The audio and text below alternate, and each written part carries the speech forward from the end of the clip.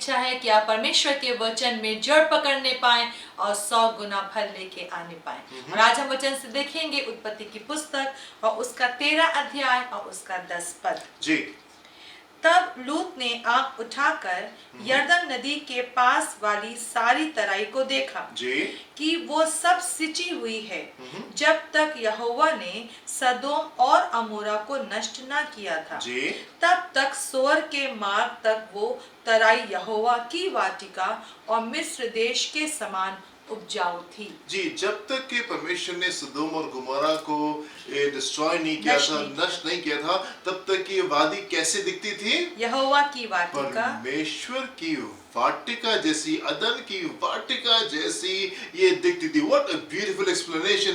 कितनी खूबसूरत बात यहाँ सदोम के बारे में लिखी हुई है कि ये कितनी खूबसूरत वादी थी। ये अच्छे से यहाँ पे पानी बहता था और काफी उपजाऊ ये भूमि थी। और ये इसकी तुलना जो है ये इस बात से की जा रही है कि ये परमेश्वर की वाटिका के समान ये खूबसूरत थी, परमेश्वर की वाटिका के समान ये उपजाऊ थी और एक बेहतर भूमि थी। और हम देखते हैं कि वो चीज जो इतनी ज्यादा खूबसूरत थी, वहां के लोगों ने उसको क्या बना दिया? वहां के लोगों ने इतना ज्यादा पाप किया, इतना ज्यादा पाप किया कि परमेश्वर को वहां पे न्याय उतारना पड़ा। हम देखेंगे उत्पत्ति उसका 19वां अध्याय उसके 12 और 13 पद में यहाँ पे क्या लिखा हुआ है। उत्पत्ति 19, 12, 13 पद।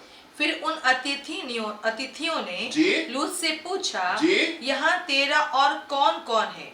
दामाद, बेटे, बेटियां और नगर में तेरा जो कोई हो, उन सबों को लेकर इस स्थान से निकल जा, क्योंकि हम ये स्थान नष्ट करने पर हैं, इसलिए कि इसकी चिल्लाहट यहोवा के सम्मुख बढ़ गई है और यहोवा ने हमें इसका सत्यानाश करने के लिए भेजा है। जी, यहाँ पे स्वर्गदूत लूत से कह रहे तुम यहाँ से निकलो, जो कुछ भी है तुम्हारा तुम यहाँ से लेके निकलो, क्योंकि यहाँ की चिल्लाहट, यहाँ की बुराई, यहाँ की चीजें जो है वो परमेश्वर तक के पहुंची है और परमेश्वर ने हमको भेजा है कि हम इसको नष्ट करने पाए। वो चीज जो इतनी ज्यादा खूबसूरत थी, वो वादी जो कि इतनी ज्यादा खूबसूरत थी, जिसको परमेश्वर का वचन इस बात से तुलना कर रहा है कि वो मानो परमेश्वर की वाटिका के समान खूबसूरत थी। पाप ने, लोगों ने इतना पाप किया कि परमेश्वर को वहां पे अपना न्याय उतारना पड़ा और वो जगह बर्बाद होने पाई, वो जगह बर्बाद होने पाई। पाप ने, लोगों ने उस चीज को बर्बाद कर दिया। मेरे प्रिय, हम देखते हैं परमेश्वर की बनाई हुई रचना, ये पृथ्वी कितनी खूबसूरत है, कितनी खूबसूरत ये रचना है जो परमेश्वर ने बनाई है। और हम देखते हैं कि लोगों ने और पाप ने इसको बर्बाद करके रखा हुआ है, एक बुरा स्थान बना करके रखा हुआ है। मनुष्य को परमेश्वर की जो सिद्ध रचना है, मनुष्य को परमेश्वर ने अपनी सूरत और शक्ल में बनाया, अपनी श्वास उसके अंदर उसने फूकी, अपनी समानता में परमेश्वर ने मनुष्य को बनाया। और हम देखते हैं मनुष्य ने क्या किया? पाप में डूब करके इस अच्छे, सिद्ध, परफेक्ट मनुष्य को उसने कितना बुरा बना दिया, कितना बुरा बना दिया। कई बार कुछ लोगों को ऐसा लगता है कि परमेश्वर है ही नहीं। कौन है परमेश्वर? परमेश्वर नहीं है। कुछ लोग अपनी जिंदगी को ऐसे बताते मानो परमेश्वर है ही नहीं। जैसे हमने कल देखा था, फिरौन जो है वो मूसा से और हारून से कहने लगा, कौन है परमेश्वर? कौन है परमेश्वर जो मैं उसकी आज्ञा मानूं और उसकी आज्ञा मान के मैं इसराइलियों को यहां से जाने दूं? मैं उस परमेश्वर को नहीं जानता और मैं इन लोगों को जाने नहीं दूंगा। कई बार लोगों को लगता है परमेश्वर नहीं है और हम अपनी इच्छा से, अपनी मर्जी से अपनी जिंदगी को व्यतीत कर सकते हैं और उसकी बनाई हुई खूबसूरत चीजों को हम डिस्ट्रॉय कर सकते हैं, हम नाश कर सकते हैं। पर मेरे प्रिय, परमेश्वर कुछ यूं कहते हैं। भजन संहिता 14 अध्याय उसके पहले पद में देखेंगे, पहले दूसरे पद में देखेंगे, यहाँ पे क्या लिखा हुआ है? मूर्ख ने अपने मन में कहा, कोई परमेश्वर है ही नहीं, कोई परमेश्वर है नहीं, वे बिगड़ गए, उन्होंने घिनौने काम किए, कोई सुकर्मी कोई नहीं। सुकर्मी नहीं। परमेश्वर ने स्वर्ग में से जी। मनुष्यों पर दृष्टि की कि देखें कि कोई बुद्धिमान, कोई परमेश्वर का खोजी है या नहीं। मूर्ख ने अपने मन में सोचा कि कोई परमेश्वर नहीं है। कौन है परमेश्वर जो हम उसकी आज्ञाओं को माने? कौन है परमेश्वर जिसका हम भय माने? कौन है परमेश्वर कि हम सीधे मार्ग पे चले? कौन है परमेश्वर जो हम सत्य बातें बोले और सत्य के मार्ग पे चले? कौन है परमेश्वर और हम क्यों कर बुराई ना करें?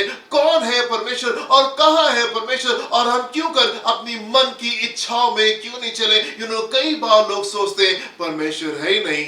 पर परमेश्वर का वचन क्यों कहता है? परमेश्वर अपने वचन के द्वारा हम तक की इस बात को यूं पहुंचाते हैं कि मूर्ख ये बातें अपने मन में सोचता है कि कोई परमेश्वर है नहीं, और वो अपने जीवन को अपनी इच्छा के अनुसार लेकर के चलते हैं। वो लोग जो कि अपने जीवन को अपनी इच्छा के अनुसार लेके चलते हैं, वो लोग जो कि परमेश्वर का भय अपने जीवन में नहीं रखते, वो लोग जो कि परमेश्वर का भय नहीं मानते, उसकी आज्ञाओं को नहीं मानते, अपनी इच्छा के अनुसार चलते, परमेश्वर कहता है कि वो लोग मूर्ख हैं जो ये सोचते हैं कि मैं परमेश्वर नहीं हूं, कोई परमेश्वर नहीं है। पर परमेश्वर आसमान से पृथ्वी के ऊपर लोगों को देखते हैं। वर्स नंबर 2 में क्या लिखा हुआ है? 14वां अध्याय वर्स नंबर 2।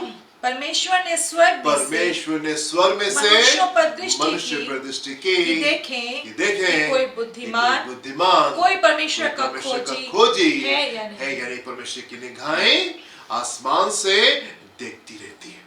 परमेश्वर की निगाहें आसमान से देखती रहती है। मेरे प्रिय, आप अपने मन में ये मत सोचे, फिरौन के तरीके से अपने मन में ये बात मत लाएं, कौन है परमेश्वर और मैं क्यों उसकी आज्ञाओं को मानूं? परमेश्वर है और वो सारी चीजों को ऊपर से देखते रहते हैं, सारी बातों को वो देखते रहते हैं, वो वॉच करते रहते हैं, और अपने समय पे वो न्याय करता है, अपने समय पर न्याय करता है। उत्पत्ति उसका 19वां अध्याय और उसके 13वें पद को देखेंगे, यहाँ पे क्या लिखा हुआ है? परमेश्वर अपने समय पे न्याय को लेकर के आते हैं। जी, क्योंकि हम ये स्थान नष्ट करने में परमेश्वर कह रहे हैं, ये यहाँ की चिल्लाहट जो है वो परमेश्वर तक पहुंची है, और परमेश्वर ने हमको यहाँ पे भेजा है ताकि हम स्थान को नष्ट कर दें, ताकि हम स्थान को डिस्ट्रॉय कर दें। वो स्थान, वो लोग जो कि परमेश्वर की इज्जत नहीं देते, जो कि ये सोचते कौन है परमेश्वर कि हम उसकी इच्छा को माने, हम उसकी आज्ञा पे चले और बुराई को हम छोड़ दें और सत्य के मार्ग पे चले। कौन है परमेश्वर और हम क्यों उसकी बातों को माने? परमेश्वर की तरफ से एक दिन न्याय आने पाता है। परमेश्वर की तरफ से एक दिन न्याय आने पाता है। मेरे पे अपने जीवन को देखें, परमेश्वर ने आपको उत्तम चीजें दी हैं, उत्तम बातें दी हैं। परमेश्वर का भय माने और परमेश्वर के भय में अपने जीवन को आप व्यतीत करें। सबसे पहली चीज जो आपको जान लेना जरूरी है, और वो ये कि कौन है वो परमेश्वर जिसने आपको बनाया है, कौन है वो परमेश्वर जो हमको संभालता है, और कौन है वो परमेश्वर जो एक दिन हमारा न्याय करेगा। और बहुत आवश्यक है कि हम परमेश्वर की आज्ञाओं को जाने और परमेश्वर की आज्ञा के अनुसार अपने जीवन को व्यतीत करें। क्योंकि जो लोग इस एटीट्यूड पे रहते हैं, कौन है परमेश्वर और हम क्यों उसकी आज्ञा को माने, परमेश्वर का न्याय उनके जीवन में आने पाता है। परमेश्वर खूबसूरत परमेश्वर है। सिदोन की वादी को उसने इतना खूबसूरत बनाया था जैसे मानो परमेश्वर की वाटिका। मनुष्य ने उसको पाप से डिस्ट्रॉय कर दिया, नाश कर दिया। इनमें परमेश्वर का न्याय आता है और वो सब लोग नाश होने पाते हैं। परमेश्वर का भय माने, उसकी आज्ञा पे चले। प्रभु आपको आशीष दे। हम प्रार्थना करेंगे।